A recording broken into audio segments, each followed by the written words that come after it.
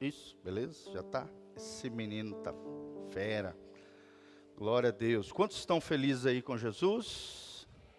Aleluia. Abra comigo Jeremias 33, versículos 6 a 9. Jeremias 33, de 6 a 9.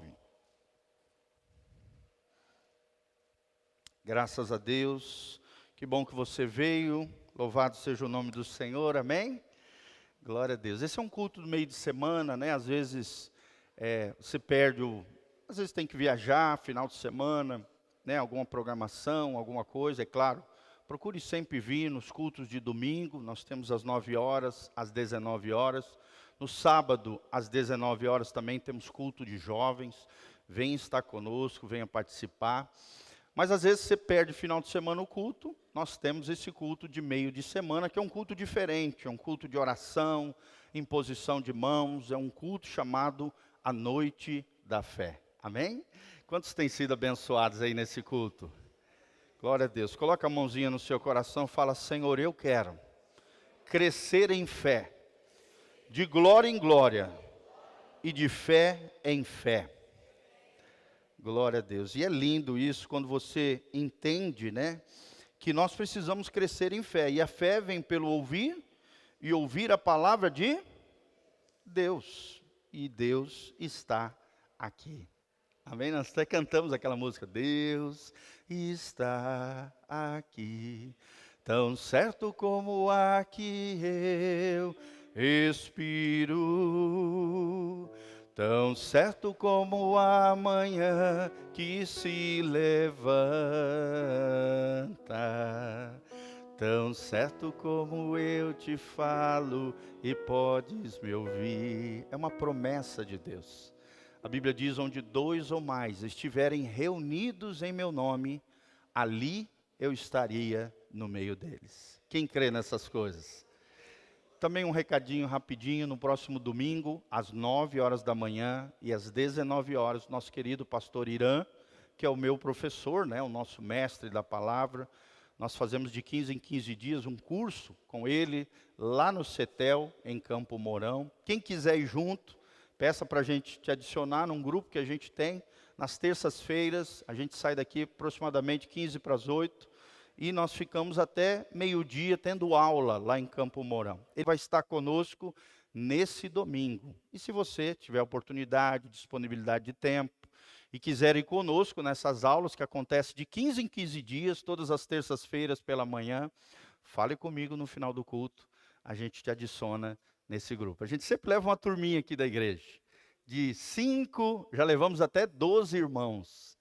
E é uma bênção, gente, a sala de aula cheia de pastores, líderes, irmãos, né? Pessoas que querem, têm disponibilidade de aprender ali mais de Deus. São 3 horas de aula maravilhosas. E nesse final de semana, nosso querido pastor Irã estará aqui conosco. Jeremias 33, 6.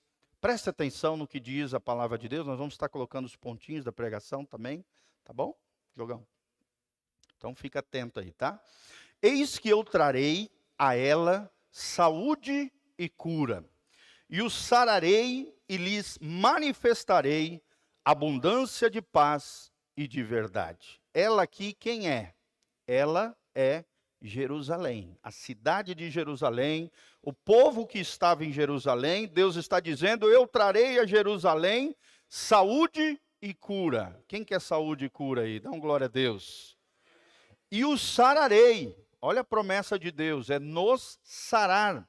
E lhe manifestarei abundância, não é qualquer coisa, não é um pouquinho, é uma abundância de paz e de verdade. Olha que coisa linda. Paz significa relacionamento harmonioso com Deus. Paz significa a paz que excede todo o entendimento, uma tranquilidade de alma, um sossego no Senhor, algo especial que Deus tem para cada um de nós.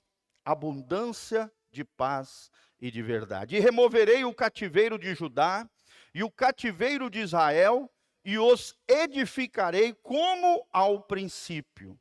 E os purificarei de toda a sua maldade com que pecaram contra mim, e perdoarei todas as suas maldades com que pecaram e transgrediram contra mim. E este lugar, ou seja, Jerusalém, me servirá de nome, de gozo, ou seja, de alegria, de louvor, de glória, entre todas as nações da terra, que ouvirem todo o bem que eu lhe faço, e espantar-se-ão, perturbar-se-ão, por causa de todo o bem e por causa de toda a paz que eu lhe dou. Amém? Você poderia trocar Jerusalém aqui pelo seu nome, porque nós sabemos, à luz da Bíblia, que a mesma coisa que Deus deseja para Jerusalém, e Jerusalém apenas significa, em hebraico, Yerushalém, a terra de Salém, a terra de paz, a terra de Davi, e é tremendo isso. Essas promessas sobre Jerusalém são promessas de Deus para cada um de nós. Olha só, quais são as promessas de Deus para cada um de nós? Saúde, versículo 6, cura, sermos sarados, paz, verdade, o Senhor nos removendo o cativeiro. Olha que coisa linda, gente. O Senhor nos edificando, o Senhor nos purificando de toda a maldade, o Senhor nos perdoando e o Senhor manifestando a sua glória através da nossa vida. Amém? Levanta as duas mãos para os céus comigo e fala: Senhor, eu quero que o Senhor manifeste as tuas bênçãos, a tua graça, a tua glória sobre a nossa vida. Amém, irmãos? Então, nosso tema hoje é como Deus cura a nossa alma. E nós estamos vendo aqui saúde, cura, o Senhor sarando, abundância de paz, verdade, são promessas de Deus, tanto para os habitantes de Jerusalém, e dentro dela tem o povo de Deus, como para cada um de nós, que somos hoje o Israel de Deus. Amém? O Israel de Deus somos nós. Promessas extraordinárias que outrora, no Antigo Testamento, eram conferidos apenas para os israelitas. A partir de Jesus, Deus quebra o muro de separação e estende a sua graça, sua misericórdia, a sua salvação a todos os povos da terra. E aquele que invocar o nome do Senhor Jesus será salvo. E aquele que for salvo usufruirá de todos os benefícios, de todas as bênçãos que Deus tem para cada um de nós. Então nós vamos aprender que a obra da cruz foi completa. No sacrifício de Jesus Cristo está a fonte de todas as nossas possibilidades. Nós vamos aprender que do Calvário emana poder para salvar o nosso espírito, para sarar a nossa alma e para curar também o nosso corpo. Deixa eu fazer uma perguntinha aqui. Quem já teve uma experiência de cura de Deus na sua vida, no corpo físico? Quem já teve? Tremendo isso. Deus cura, gente.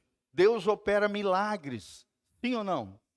A Romilda mesmo, esses dias estava aqui, deixa eu dar um testemunho por você, A Romilda ali com uma dorzinha estomacal, daí falou: pastor, estava meio ruim, quase que eu não venho para a igreja, mas eu vim por fé. Aí eu cheguei e falei: Romilda, deixa eu coloca a mãozinha em cima do teu estômago, vamos orar e Deus vai sarar você. Adivinha o que aconteceu, gente? Sarou completamente, no meio do culto. Olha que coisa linda, gente, quando nós caminhamos por fé, quando nós damos um passo de fé, apesar das nossas dificuldades, Deus honra a nossa fé. Amém? Fala comigo: Deus honra a minha fé. Então não deixe de vir para o culto porque você tem algum problema, você está passando por alguma dificuldade. É claro, a não ser que seja uma dificuldade física extrema, mas se for uma dorzinha de cabeça, uma enxaqueca, uma dorzinha estomacal, uma coisinha simples, não deixe de vir no culto por causa disso, porque aqui é o lugar de cura. Amém? Às vezes uma palavra que é liberada pode curar o teu corpo físico, como por exemplo quando a gente está na Santa Ceia. Quando a gente está comendo o elemento do pão ali, nós sempre oramos para que o corpo de Cristo, o pão que simboliza o corpo de Cristo, a Bíblia diz: pelas suas pisaduras nós fomos sarados. Então quando você está comendo o corpo de Cristo que foi pisado, que foi massacrado lá na cruz do Calvário, simbolicamente, o pão, ali há poder e potencial de cura extraordinária sobre a tua vida, irmão. Creia nisso em nome de Jesus. Glória a Deus. Então, a cura da alma é a mesma coisa. Ninguém precisa ser escravo do passado. Nós temos ensinado aqui. O passado, os erros do passado precisam ser uma escola para nós e não uma prisão. Fala comigo, os erros do passado precisam ser uma escola para a minha vida e não uma prisão. Você não precisa mais permanecer escravo do passado. Em Cristo, eu e você teremos uma vida abençoada, triunfaremos sobre todos os gigantes, problemas, dificuldades, pecados, seja o que for. Em Cristo Jesus, a Bíblia diz, nós somos mais do que vencedores. Você sabe o que significa mais do que vencedor? Mais do que vencedor é aquele que entra na batalha, entra na guerra, já sabendo o final da batalha. E a Bíblia já deu o final da história. Eu e você vamos vencer em nome de Jesus. Você crê nessas coisas, querido? Creia, essa é a noite da fé. Sua fé precisa ser alimentada.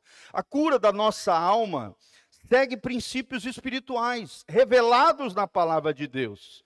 É necessário que eu e você tenhamos fé, que a gente venha dar passos na direção do que Deus estabeleceu para a nossa vida.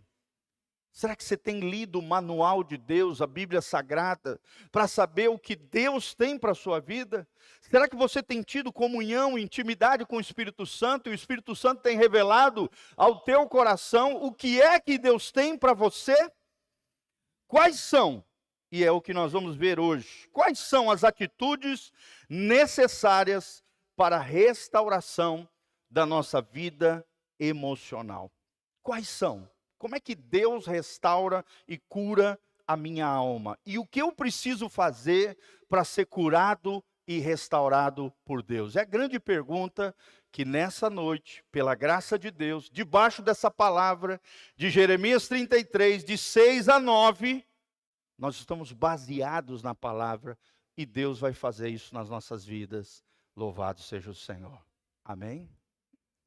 Coloca a mãozinha no seu coração assim, fala, Senhor, eu não quero estar preso a nada do meu passado.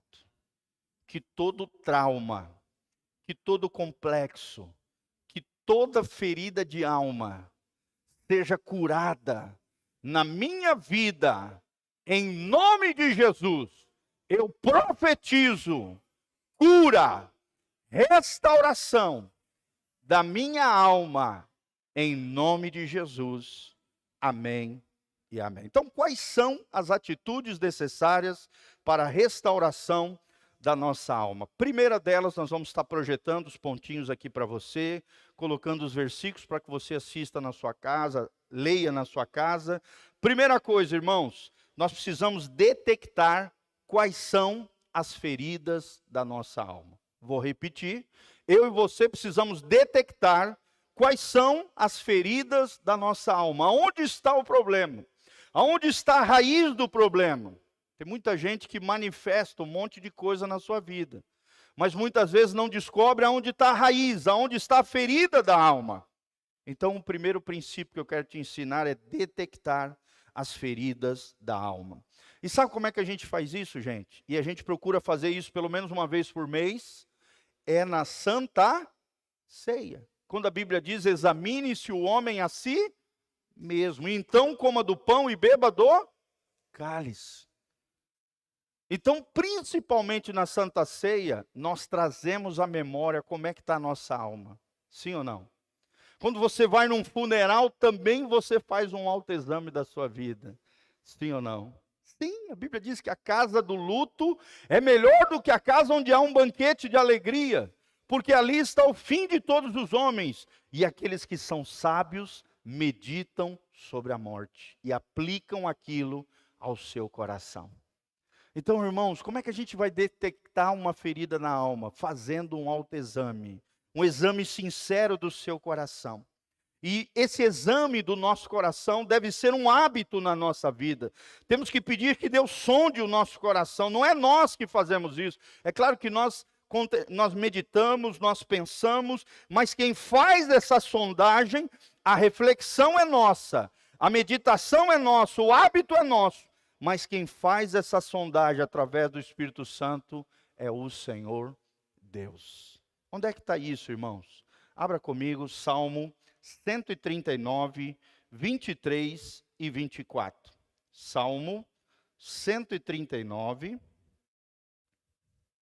23 e 24. Olha o que diz aqui. Sonda-me, ó Deus, e conhece o meu coração. Quem é que conhece o teu coração? Deus. Às vezes a gente acha que conhece o nosso coração, mas muitas vezes a gente se engana, gente. Quem realmente conhece o nosso coração é o Senhor. Olha o que a Bíblia diz, sonda-me, ó Deus. É como se viesse uma sonda, um sensor, para dentro do nosso coração. Assim como a Petrobras coloca, aquelas tubulações e na ponta delas um sensor para detectar que tipo de solo, aonde está o petróleo. Assim Deus coloca uma sonda. Assim como o cirurgião coloca, aqueles cabinhos entre as veias para descobrir onde é que está a veia obstruída, e na frente tem uma câmera, às vezes para fazer pequenas cirurgias, assim também o Senhor sonda o nosso coração. Por quê? Porque Ele conhece o nosso coração. Olha o que diz o salmista, prova-me e conhece os meus pensamentos. Toda vez que a palavra de Deus usa a palavra coração, significa a alma do homem e a parte espiritual do homem. O espírito do homem e a alma do homem é chamado muitas vezes na Bíblia de coração. Não é essa bombinha de sangue, que bombeia todas as nossas veias para o corpo. Não, coração é a alma e o espírito, a parte invisível, a parte sobrenatural, espiritual, a alma e o espírito, aquilo que nós não vemos, aquilo que não é físico, é chamado de metafísico. É isso que a Bíblia está falando. Pensamento não pode ser pego, sim ou não? Agora estão querendo criar uma lei aí para impedir até a fala, o pensamento. Irmãos, temos que orar pela nossa nação. Até proibindo os pastores, por exemplo, de fazer uma live falando contra pecados que a Bíblia condena. Temos que estar orando, gente, porque nós estamos entrando numa ditadura através das redes sociais. Esses dias mesmo eu fiz uma live falando sobre vários pecados com relação à perversão sexual, a vários problemas crônicos nas vidas das pessoas. Não vou poder mais fazer isso. Se sair essa lei, chamada lei da fake news, só que na verdade vai colocar uma mordaça, inclusive nos cristãos. Precisamos orar pela nossa nação, gente, o negócio está ficando feio. Sim ou não? Sim, nada de questões políticas, não estou falando de politicagem aqui, partidarismo, nada disso. Estou falando de situações onde nós cristãos seremos perseguidos. Por exemplo, eu estou fazendo um culto aqui, transmitindo pela internet. Esse culto, quando eu falar alguma coisa, trazer um versículo bíblico que fale contra determinado pecado, que pode ofender determinado grupo lá, que vocês conhecem quem são, eles vão poder banir e tirar o nosso vídeo do culto, gente. Só porque está na rede social. Porque eles se sentiram ofendidos com aquilo que nós pregamos, a verdade da palavra de Deus. Então estejam orando por essa situação, gente. É uma situação complexa e complicada. Olha o que diz o 24 aqui, voltando para cá. O salmista diz, e vê se há em mim algum caminho mal. Será que não tem algum caminho mal na sua vida, na minha vida? Será que o Senhor pode nos guiar, como diz o final, e guia-me pelo caminho eterno? Será que estamos trilhando o caminho eterno, o caminho de vida eterna, o caminho de salvação? Será que nós, todos os dias, antes de dormir, nós temos meditado, refletido, pedido para o Senhor sondar o nosso coração? Gente, esses 2 versículos deviam estar num quadrinho na nossa casa. E toda vez que a gente vá dormir, você fizesse essa oração. Sonda-me, ó Deus, e conhece o meu coração. Estou te dando uma dica. Prova-me e conhece os meus pensamentos. Vê se há em mim, Senhor, algum caminho mau e guia-me pelo caminho eterno. Só Deus vai ajudar você a se enxergar de dentro para fora. Só Deus pode te ajudar a detectar quais são as fontes ou portas abertas que ainda não foram fechadas em sua vida. Porque essas portas abertas, essas fontes de iniquidade, geralmente geram comportamentos limitadores. Fala comigo, comportamentos limitadores. Eu vou te dar um exemplo, tá? Quando, por exemplo, você tem uma explosão de raiva. Isso é um comportamento limitador. Porque você naturalmente não é para ficar iracundo, explosivo, colérico, sim ou não? É um desgoverno da alma, é um destrambelhar da tua mente, do teu coração, das tuas emoções. É um desequilíbrio, sim ou não, irmão? É pecado isso. A Bíblia diz: irai-vos, mas não pequeis. Não se põe o sol sobre a vossa ira. E logo em seguida diz: não deis lugar ao diabo. O que dá lugar ao diabo? A ira, que acabou Paulo de mencionar. Quantas e quantas mortes acontecem por uma pessoa iracunda, explosiva, que não se controla? Crimes passionais, briga no boteco, no bar. Sim ou não, irmãos? Violência entre pessoas, briga entre irmãos. Ira é um comportamento limitador. Você não é aquilo. Aquilo não é a tua essência de quem você é. Você não foi criado à imagem e semelhança de Deus para ser explosivo, iracundo, doido, destemperado, descontrolado, desgovernado. Não! A Bíblia diz: Deus não tem nos dado espírito de covardia, mas de poder, de amor e de domínio próprio. Fala comigo, Deus me deu espírito de poder, de amor e de domínio próprio. Em outras palavras, a Bíblia diz de moderação. Moderação significa equilíbrio. Outra palavra que pode ser trocada é temperança. Domínio próprio, moderação, equilíbrio e temperança. Quem quer isso para a sua vida? Dá um glória a Deus. Fala assim: Senhor, eu quero ser equilibrado, ser temperante, ser moderado, ter domínio próprio, em nome de Jesus. Então talvez você ainda não seja, porque tem e apresenta esse comportamento limitador. Vou te dar um exemplo. Talvez na sua infância você passou por alguma situação de vergonha, de desonra. Alguém, por exemplo, você estava na escolinha, alguém veio e puxou tua calça. E aí você passou aquela situação de vergonha. Aquela situação de vergonha, de desonra, gerou na tua alma uma ferida. Sabia disso? Toda ira descontrolada, ela é gerada por duas causas. Ou por uma vergonha que você passou em alguma fase da tua vida, gerado pelo pai, gerado pela mãe, gerado por um avô, gerado por um coleguinha na sala, um colega de trabalho que te humilhou, alguma situação de humilhação, de vergonha, de desonra, que marcou o teu coração, te deixou envergonhado. Aquilo gera dentro da tua alma, se você não for curado por Deus, uma ferida de alma que gera comportamentos limitadores. Entre eles, o mais comum é a ira descontrolada. Você sabia disso? É verdade. É a ira descontrolada. E aí você precisa ir lá na raiz do problema e arrancar aquela raiz através de uma confissão, de uma renúncia, às vezes de uma liberação de perdão para aquela pessoa que te ofendeu, que te feriu, te envergonhou, para que você não tenha mais essa ira descontrolada. Um comportamento fala comigo, comportamento limitador, que te limita, que te impede de ser a pessoa maravilhosa que Deus quer que você seja. Amém? Outra causa de ira descontrolada é quando tem crimes de sangue na família. Crimes de sangue. Às vezes o pai, o avô, o tio, alguém da tua ascendência para cima, matou alguém e aquele sangue está clamando por vingança.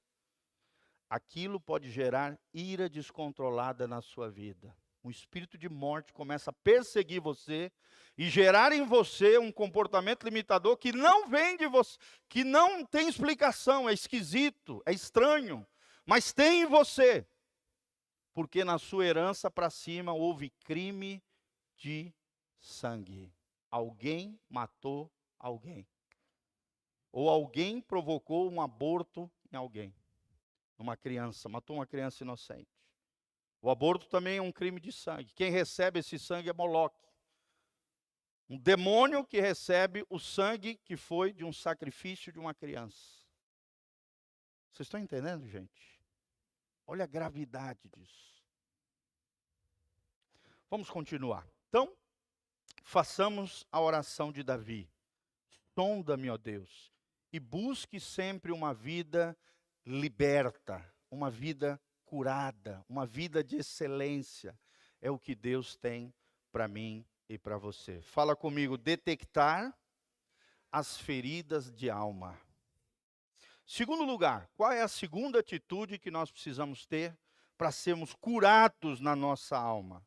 Admitir a necessidade e buscar a cura. Irmão, se você não admitir que você precisa de ajuda, ninguém pode te ajudar.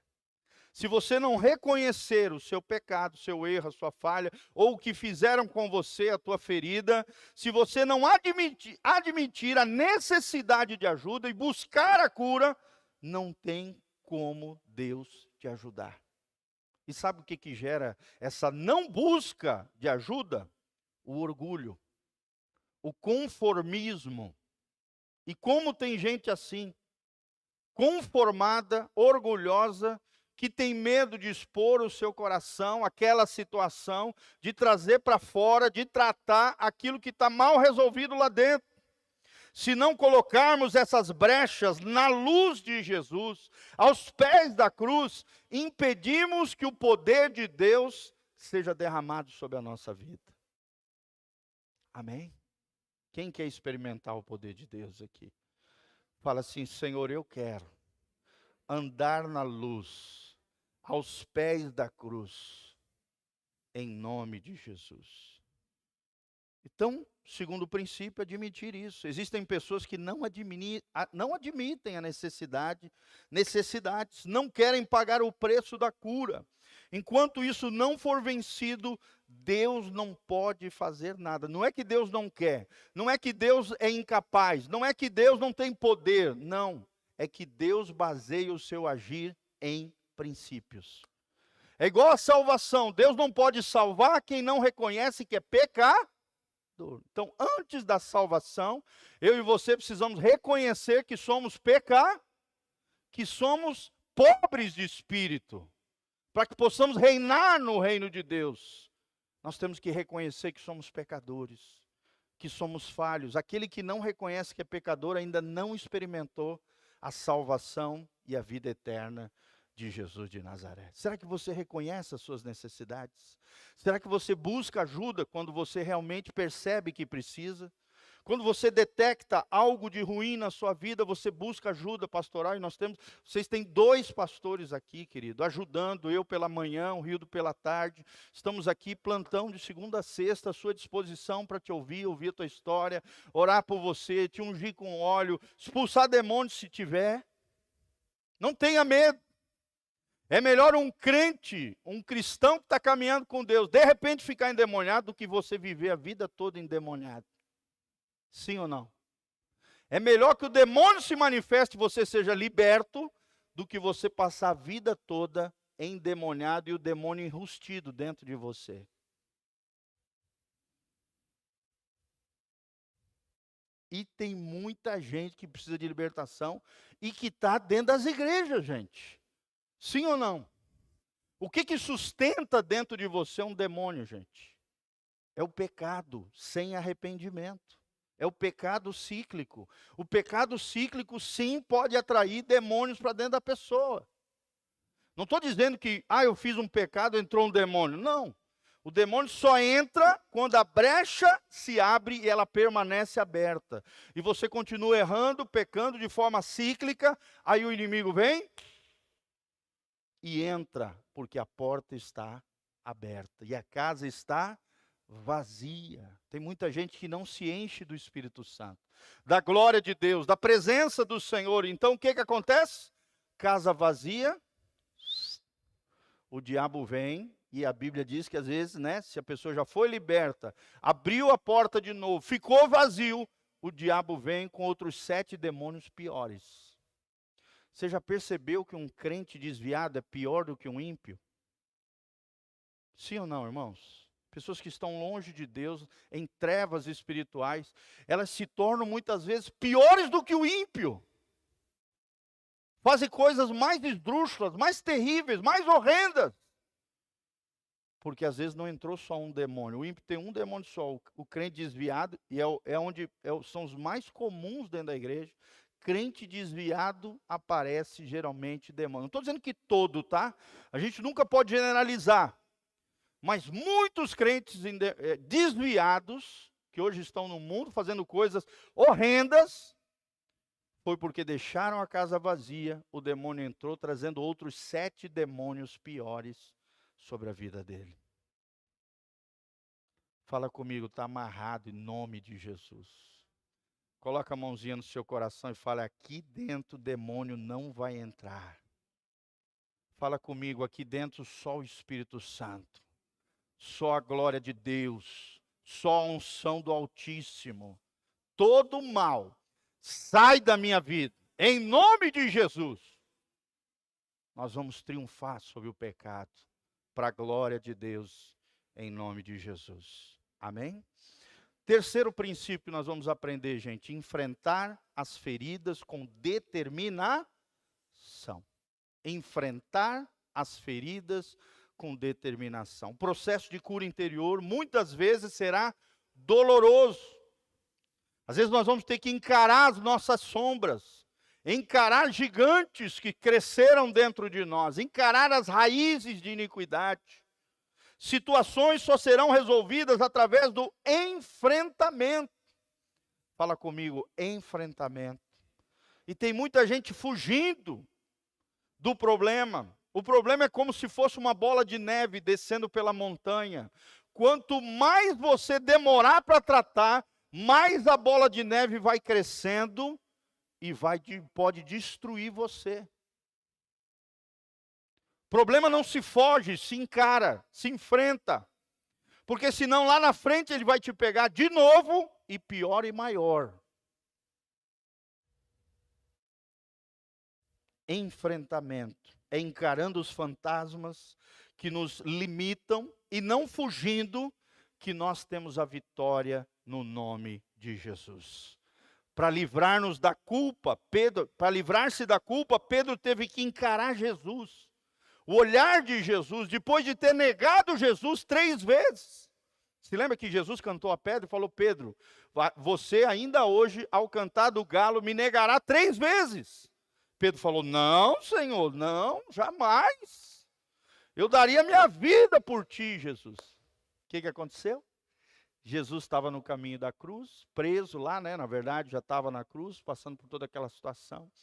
E aí começaram a sondar ali Pedro no meio dos judeus ali, numa fogueira, né? Como a gente vê nos filmes e tal. Perguntaram se ele era um dos seguidores de Jesus. Ele negou Jesus 3 vezes. Sim ou não, irmão? Você acha que ele se sentiu culpado com tudo isso? Sim, a maioria dos filmes de Jesus a gente vê Pedro chorando, Pedro se sentindo culpado, carregado com aquilo que ele havia feito, negado o seu Senhor, negado o seu Salvador, mas houve um enfrentamento de olhares. Jesus passou por ele e teve aquele olhar de compaixão.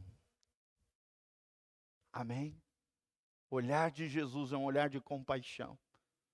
O olhar de Jesus é um olhar da segunda chance. É o olhar daquele que reconhece que você pisou na bola, errou, pecou, e nós nos sentimos culpados dos erros e falhas que nós cometemos, mas o olhar de Jesus é transformador. Amém? Fala comigo, o olhar de Jesus é transformador. É o olhar da segunda chance. É o olhar tremendo, poderoso. Pedro teve que encarar Jesus e reafirmar logo em seguida 3 vezes que ele amava Jesus. Jesus pergunta 3 vezes: Pedro, tu me amas? Apacenta minhas ovelhas. Sim, Senhor, o Senhor sabe que eu te amo. Pedro, tu me ama mesmo? Da mesma maneira que ele negou 3 vezes, Jesus perguntou 3 vezes para ele se ele o amava. Sim ou não, irmão? Sim. E o que Pedro falou? Sim, Senhor, eu te amo. Ele já havia vencido a culpa, ele já tinha sido transformado pelo olhar de compaixão de Jesus. Aqui nós vemos um Jesus da segunda chance, um Jesus que deu uma nova chance para Pedro se tornar o que Pedro se tornou. Um grande pregador da igreja primitiva, um grande apóstolo do Senhor. Nós vemos o Deus que sara, o Deus que restaura, o Deus que nos livra da culpa, mas temos que encarar Jesus. Temos que encarar a palavra, temos que encarar as nossas responsabilidades. E para isso é necessário perseverança e determinação para avançar no processo de cura de Deus. Fala comigo, perseverança e determinação. Tem muito crente que no meio do processo de cura abandona a cura. Abandona a possibilidade de ser sarado por Deus. Muitas e muitas pessoas abandonam o processo de cura, não aceitam. Não querem se quebrantar, não querem obedecer os princípios para que você seja curado. Para você ser curado, só existe uma maneira, gente. É através de princípios da cruz de Cristo. Como, por exemplo, o perdão. Se existe uma ferramenta de cura extraordinária, essa ferramenta emanou da cruz, ela vem da cruz. Jesus é o exemplo dela, é o perdão. A maioria das feridas de alma são saradas através do perdão. Será que você já perdoou todas as pessoas que te feriram? Aquelas que te magoaram? Aquelas que te desonraram? Aquelas que de alguma maneira te humilharam? Geraram qualquer tipo de mal-estar, ferida, complexo, trauma na sua vida? Enfrentar as feridas com determinação. É o terceiro princípio que nós aprendemos. O quarto princípio, trazer as fraquezas à luz de Jesus. Fala comigo, trazer as fraquezas à luz de Jesus.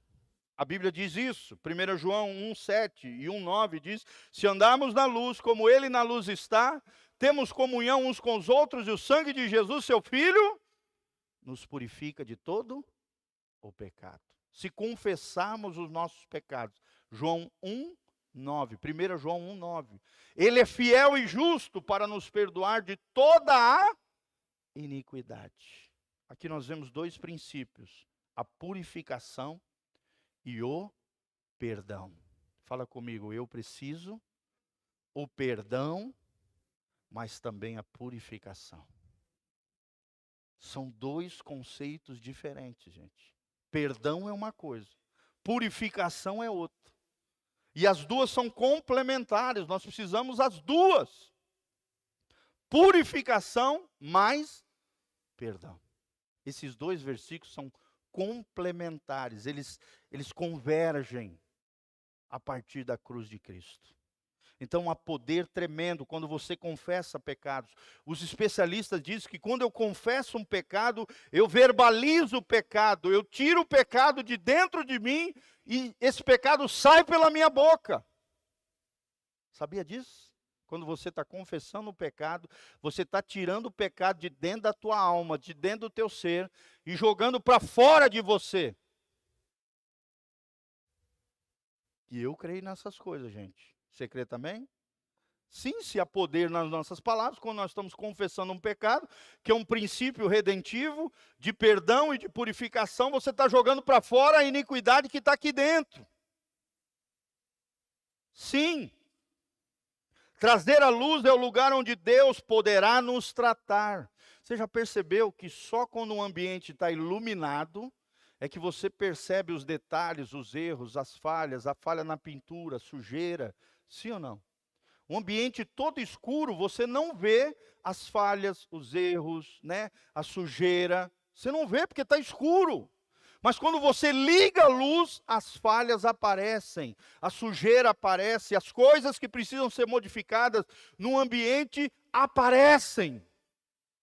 Você já colocou luz na tua cara, gente? Você vê mais deficiências no seu rosto. É ou não é, gente? Sim, as mulheres, né, botam uma luzinha agora de LED na cara, passar batom e tal, para ver os detalhes. Assim também, quando nós viemos na luz, Deus mostra aquilo que precisa ser mudado na nossa vida. Eu não sei vocês, querido, eu quero ser transformado pelo poder de Deus. Eu quero evoluir, eu quero crescer, eu quero me desenvolver, eu quero amadurecer, eu quero ser melhor a cada dia. O melhor pai, o melhor marido da Sofia, o melhor pastor, o melhor ser humano, o melhor cidadão. Deus quer que você evolua, que você cresça, que Ele mostre os seus erros, suas falhas, seus defeitos, não para te pegar e jogar no lixo. Deus não faz isso. Deus mostra as nossas falhas, os nossos defeitos para nos transformar, para nos purificar, para nos perdoar. E às vezes Ele usa pessoas ao nosso redor para nos fazer enxergar. A luz de Deus às vezes brilha através de pessoas que vão ver na sua vida aquilo que você não vê. Que com amor, falando a verdade em amor, vão tentar te ajudar a ser uma pessoa melhor. Mas se você não reconhecer, se auto-sabotar, tentar se justificar, tentar de alguma maneira se armar e desfazer da pessoa que falou com você, você nunca vai mudar, gente. Quem não reconhece erros e falhas não muda. Fala comigo, quem não reconhece erros e falhas não muda. Quando você acha que está certo, fazendo algo errado, você está num auto-engano, no engano de si mesmo. É uma autossabotagem isso. E se você acha que está certo, você não vai mudar. Por isso que o arrependimento, ele muda a nossa mente primeiro, a metanoia, meta-mudança, noia, mente. Não é maconha, tá? É mente.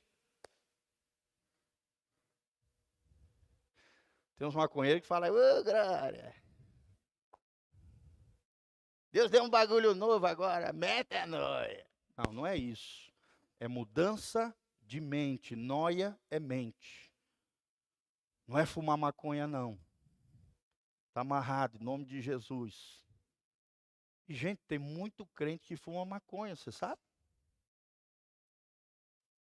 Tem. É uma droga recreativa.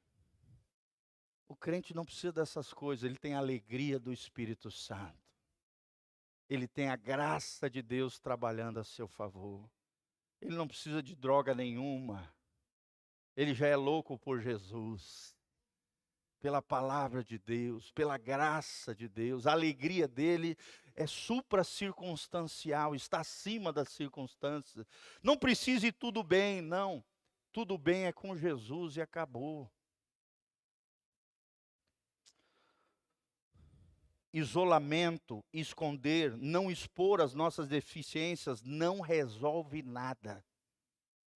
Não adianta se isolar, não adianta esconder, não adianta jogar para debaixo do tapete, não expor as deficiências, isso não resolve nada. Sabe por que tem muita gente que tem dificuldade de viver em comunidade, de ter comunhão com os irmãos?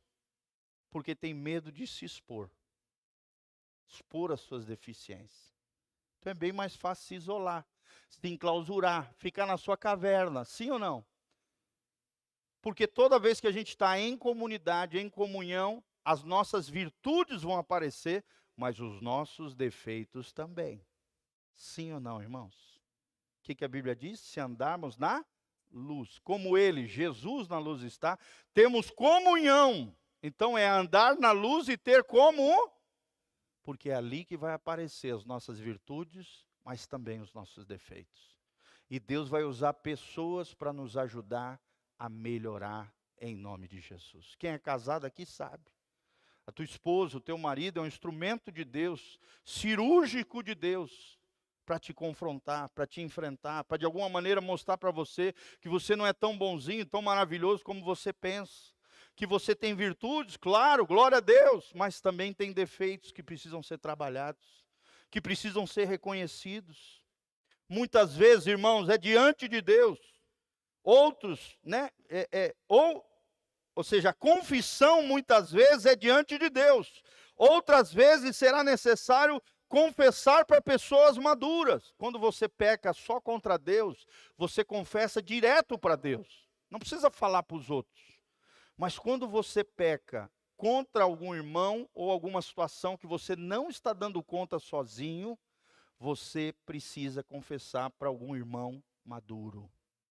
E ninguém melhor do que os seus pastores, que o seu líder de célula, que aquela irmã ou aquele irmãozinho maduro dentro da igreja, que vai poder te ouvir, que vai poder te ouvir com graça, com misericórdia, que não vai fofocar da tua vida, por isso é um irmão maduro. Aquele que vai te ouvir, vai orar por você, para que você, ao confessar, extraia o seu pecado, abra o seu coração e receba uma oração de cura sobre a tua vida. Amém? Então tem pecados que você confessa direto para Deus. E tem pecados que nós temos que confessar para os nossos irmãos quando nós não estamos dando conta sozinho, ou quando ferimos e ofendemos algum irmão, você precisa ir lá pedir perdão, consertar, reconhecer teu erro e tua falha com aquela pessoa. Não basta dizer, ai Senhor me perdoa. Deus olha lá e fala, agora vai lá e conserta com o teu irmão. Vai lá e acerta aquela situação. Olha o que diz Romanos, capítulo 12, diz assim, no que depender de vós, tende paz com todos os homens. Fala comigo, no que depender de mim, eu preciso ter paz, reconciliação, relacionamento harmonioso com todos. Ou seja, usa todos os recursos, tudo que for necessário para promover a reconciliação entre você e outras pessoas. Entre você e o outro, entre duas pessoas que estão brigadas, que você seja um agente de reconciliação. Amém? Claro que se você foi lá pedir o perdão e a pessoa vira para você, às vezes que está endemoniada, ou às vezes é mal resolvido, aquela pessoa pode virar para você de repente e falar, não, eu não te perdoo. Quem já ouviu isso? Eu já ouvi. Até para pastores fazem isso, tá, gente? Eu não te perdoo. Aí já não é um problema seu. É um problema de quem não liberou perdão. Você foi lá, confessou, reconheceu o teu erro, a tua falha, pediu perdão. Se ela não liberou perdão, é um problema dela com Deus. E se ela não se arrepender, ela vai para o inferno. Mateus 18 diz. Se do íntimo do coração de vocês não perdoarem, sonegarem a graça que vocês receberam e não perdoarem as pessoas que vos ofenderam do íntimo do vosso coração, também o vosso Pai Celestial não vos perdoará das vossas ofensas. E uma pessoa não perdoada das suas ofensas vai para o céu ou vai para o inferno? Hein? Para o inferno, irmão. Não tem jeito. Perdão não é opção. Perdão é obrigação.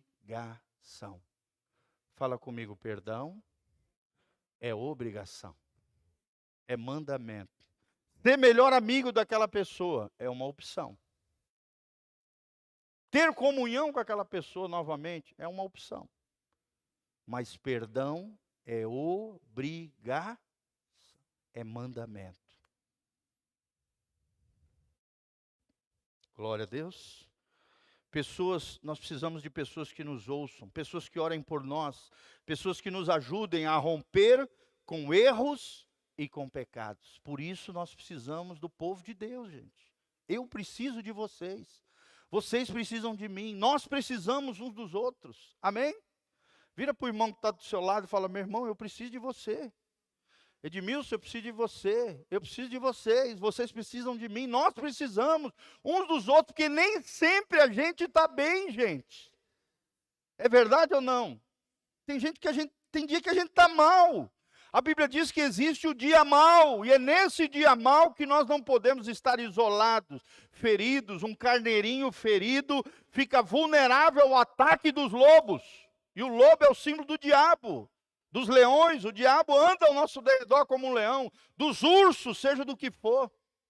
É o que o diabo quer, que você se isole ferido, machucado, no teu dia mau e não resolva suas pendências. Quinto princípio. Receber a provisão que vem da cruz. Fala comigo, receber a provisão que vem da cruz.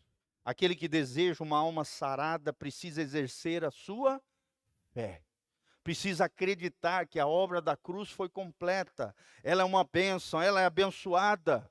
Basta eu tomar posse dos princípios implícitos que estão ali. Jesus venceu todas as mazelas, todas as iniquidades nossas. Na cruz de Cristo nós podemos vencer também com Ele.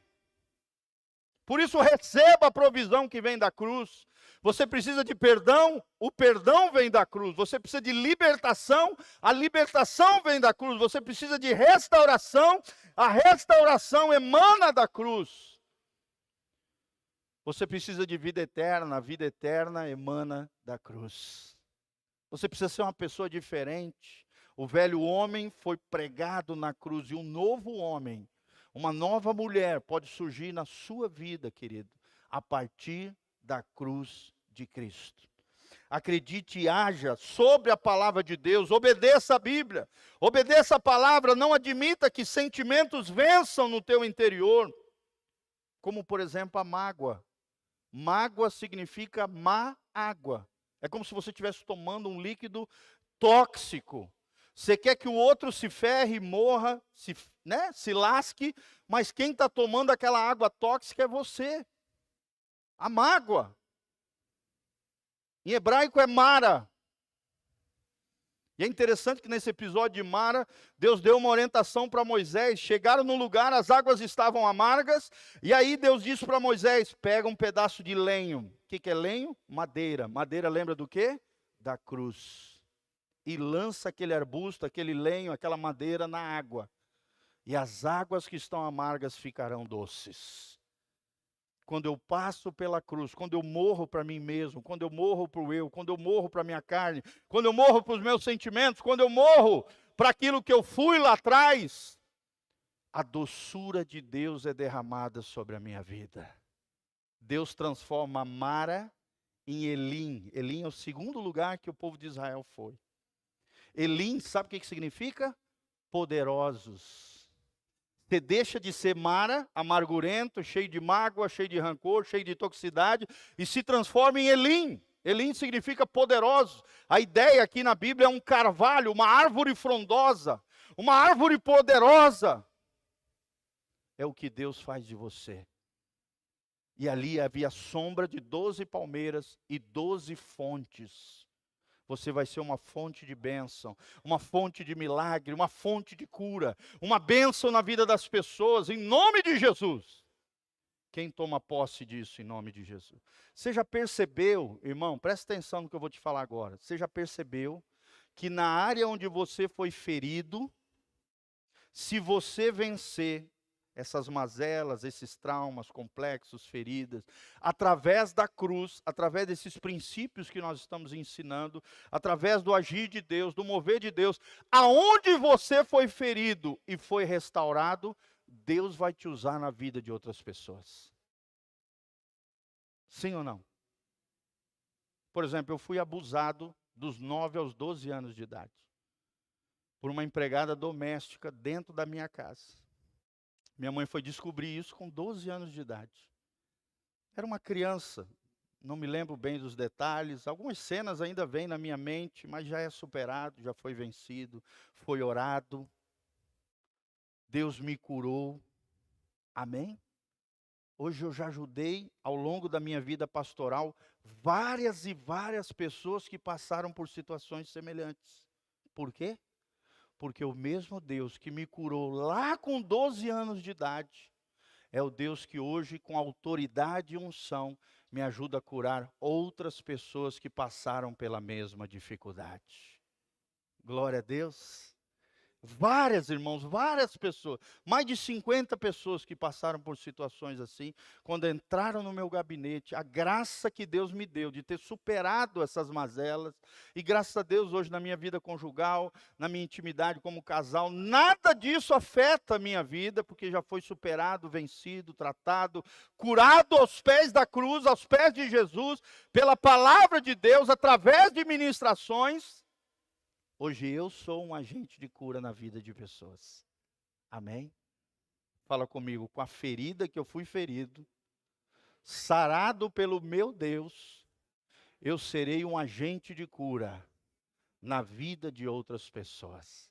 Está na Bíblia isso, lá em Colossenses, a Bíblia diz, da mesma maneira que Deus os consolou, com a mesma consolação que vocês receberam de Deus, a cura, consolo é uma cura, é uma restauração, é algo maravilhoso que Deus faz na nossa vida, vocês consolarão outros. Amém? Vocês serão uma bênção na vida de outros. Eu sofri terrivelmente bullying na minha infância. Terrível, porque a cor do meu cabelo era vermelha, e aí eu era zombado, zoado, tinha dezenas de apelidos. Vermelhinho, chapolim colorado, OVNI, objeto vermelho não identificado. Hoje eu acho graça, dou risada, mas na época eu chorava. Eu era um adolescente. O pior de todos os apelidos foi um apelido que o meu amigo me deu, foco de zona. Você dá risada, mas eu chorava. Chorava. Aí lá vem o foco de zona. Quem é que queria namorar com foco de zona? Então teve uma fase da minha vida, meu irmão, que ninguém chegava nem perto. Que eu era uma zombaria da galera. E sofria com aquilo, gente. Da mesma maneira que eu fui ferido pela boca dos outros, quando eu fui curado pelo poder de Deus, hoje a minha boca é uma fonte de bênção e de cura na sua vida. Glória a Deus. Você pode levantar as mãos para os céus e dar glória a Deus. Com a mesma boca que te feriram, a tua boca sarado vai ser uma boca, uma fonte de bênção na vida de outras pessoas. Quantas e quantas pessoas foram saradas através de palavras que Deus colocou no meu coração e saíram pela minha boca. É isso que Deus quer fazer na tua vida. Amém? Acredite, haja pela palavra de Deus. Gideão tirou os olhos das circunstâncias. Creu no Senhor, assim triunfou e conquistou para a glória de Deus. Creia e viva na palavra, não nas emoções. Fala comigo, eu preciso viver na palavra e não nas emoções. E para fechar com chave de ouro, sexto princípio, fixe os olhos em bons referenciais. Amém? Todos nós temos referenciais, sim ou não? Tomara que nós sejamos referenciais para vocês. Pessoas curadas, saradas, amáveis, dóceis. Que você seja, pela graça de Deus, um referencial para outras pessoas. De uma mulher ungida, de uma mulher de Deus, de uma mulher sarada, de um homem de Deus, de um grande empresário, de um grande comerciante, de alguém que teme ao Senhor. Nós precisamos de referenciais. Irmão, se eu estou aqui no púlpito hoje, é porque eu tive referenciais de homens preciosos de Deus na minha vida. Homens que eu olhava e falava, um dia eu quero estar lá ministrando a palavra de Deus, com a graça de Deus, igual esse homem de Deus. Nós precisamos de referenciais, de bons referenciais. Fixe os olhos, é claro, primeiro em Jesus, mas também pode ter bons referenciais. Paulo diz, sede meus imitadores, como eu sou de Cristo. Paulo diz para Timóteo, seja exemplo para os fiéis, de amor, no procedimento, na moderação, em várias características. Está lá em Tito 2,7, 1 Timóteo 4,12. Algumas áreas serão curadas instantaneamente na sua vida. Outras ao longo do tempo, Deus vai te curando através de um processo, na medida em que nos entregamos à convivência na casa de Deus. Fala comigo, convivência na casa de Deus. Venha para a igreja, tenha comunhão. Gente, nós temos pessoas maravilhosas aqui dentro. Sim ou não? Olha para o irmão que está do seu lado, olha que pessoa linda, maravilhosa, preciosa. Gente, são maravilhosas as pessoas. Isso é uma das maiores alegrias que eu tenho como pastor, as pessoas lindas, maravilhosas, que nós temos aqui dentro. Pessoas com erros e falhas, claro, como eu, como você, com defeitos, sim, mas pela graça de Deus estão na casa de Deus. E é na casa de Deus que nós encontraremos referenciais seguros, que substituam os maus exemplos que infelizmente marcaram às vezes a nossa história, às vezes até dentro da igreja. Existem bons exemplos e maus exemplos. Maus exemplos. Comunhão e discipulado são ferramentas pelas quais o Espírito vai corrigindo as nossas distorções de alma e nos fazendo pessoas saradas na alma para a glória de Deus. Amém? Quantos querem ser sarados para a glória de Deus? Então, qual foi os 6 princípios? Diegão vai estar colocando lá para nós. Primeiro deles, detectar as feridas da alma. Segundo princípio, admitir a necessidade e buscar a cura. Quantos querem ser curados aqui? Dá glória a Deus. Terceiro princípio, enfrentar as feridas com determinação. Persevere até que você seja totalmente sarado. Quarto princípio, trazer as fraquezas à luz de Jesus. Paulo fala isso. Porque quando sou fraco, aí sim sou forte. Não eu, mas a graça de Deus através de mim. Quinto princípio, receba a provisão que vem da cruz. Tudo o que você precisa está na cruz de Cristo. Tudo, fala comigo, tudo o que eu preciso da parte de Deus emana da cruz. Flui da cruz. E sexto princípio, fixe os olhos em bons referenciais. Amém? Que você tenha bons referenciais, mas mais do que isso, que você se torne um bom exemplo, um bom referencial para outras pessoas, em nome de Jesus. Quem está feliz com Jesus aí, dá um glória a Deus. Coloque-se de pé na presença de Jesus. Nós vamos cantar uma canção. Eu queria chamar todos aqui para frente, gente. Todos que estão aqui, venham aqui para frente. Eu creio que Deus vai fazer algo muito lindo na sua vida, na sua casa, na sua família. Pode desligar tudo aí, tá? Glória a Deus. Isso, saia do seu lugar, vem aqui na frente. Louvado seja o nome do Senhor. Feche os seus olhinhos, coloque a mão no seu coração. Comece a orar, comece a falar com Deus. Fala para o Senhor Jesus, Senhor, eu quero ser curado. Existe um rio, tá? Existe um rio, isso. Senhor, fala assim, Senhor, eu quero ser curado. Fala assim, Senhor, eu não aceito nenhuma mazela na minha alma ou comportamento limitador na minha vida. Isso, começa a orar, começa a falar com o Senhor. Te apresente no altar de Deus, querido. É no altar de Deus que eu fui sarado. É no altar de Deus, é junto ao altar de Deus que nós somos sarados pelo Senhor. Que Deus cura-nos de todos os comportamentos limitadores.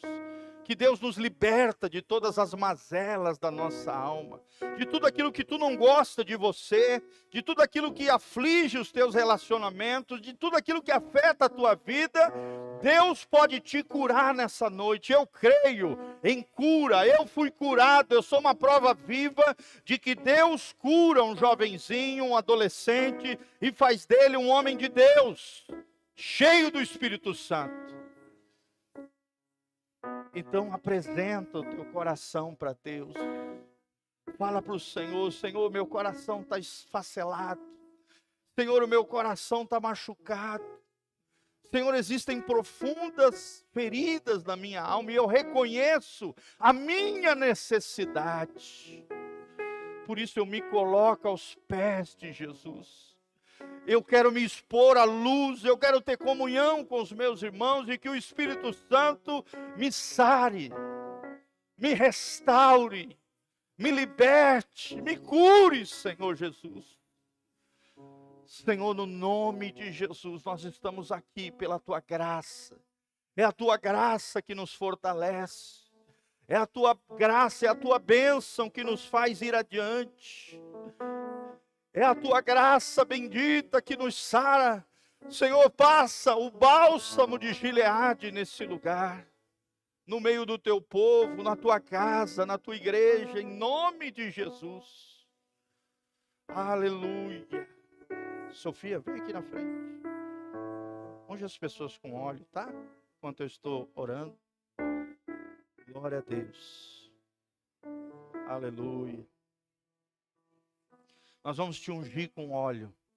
E que quando você receber esse óleo sobre a sua cabeça, receba a cura do Senhor, te aproprie da bênção do Senhor. Lembre-se, nós temos que crer, nós temos que conhecer, mas nós temos que nos apropriar, tomar posse, dizer é meu, eu tomo posse, eu recebo a promessa de que Deus vai me sarar, de que Deus vai me curar, de que Deus vai me restaurar, de que Deus vai me fazer alguém melhor, de que Deus vai transformar meu coração. Se necessário for, Deus arranca o coração velho e dá um novo coração. Está lá em Ezequiel 36, 37. A Bíblia fala que vos darei um novo coração. E os meus estatutos estarão dentro de vós. Esse mesmo Deus que prometeu, esse mesmo Deus que guardou e preservou o coração de José. Mesmo em meio às calamidades, às situações crônicas que ele viveu, tantas decepções e frustrações, José foi sarado em meio ao processo de Deus na sua vida. E por isso ele é chamado de José. José significa renovo. Eu quero declarar o renovo de Deus na tua história. Eu quero declarar um renovo de Deus na tua vida, um novo tempo, uma nova dispensação de Deus na tua vida nessa noite. Porque nós cremos em milagres, nós cremos na cura, nós cremos no Espírito Santo. Nós cremos que o Espírito Santo te transforma em alguém muito melhor do que aquilo que você já é hoje. Se apresente aos pés da cruz, se apresente à sombra de Jesus. Se coloque aos pés dele como Maria, escolhendo a boa parte, dizendo: Senhor, eu quero estar aos teus pés. Eu quero ser como Zaqueu, eu quero subir em cima da árvore para ser visto pelo Senhor, para que o Senhor me chame pelo meu nome. Eu desça da árvore e o Senhor vá na minha casa transformar minha vida. É interessante que Zaqueu significa grande homem. E ele era um homem de pequena estatura, mas Jesus o chamou de Zaqueu. Jesus chama à existência aquilo que não existe. Zaqueu se achava pequeno, mas Jesus o chamou de grande homem, de grande mulher, você e eu. Esse Jesus está nesse lugar. Aleluia, vamos adorar ao Senhor com essa música. Continue se rendendo, continue se entregando. Quanto maior a tua fome, maior o toque de Deus na tua vida nessa noite. Existe o Senhor. Cante, se derrame na presença dele. Fui do teu grande amor.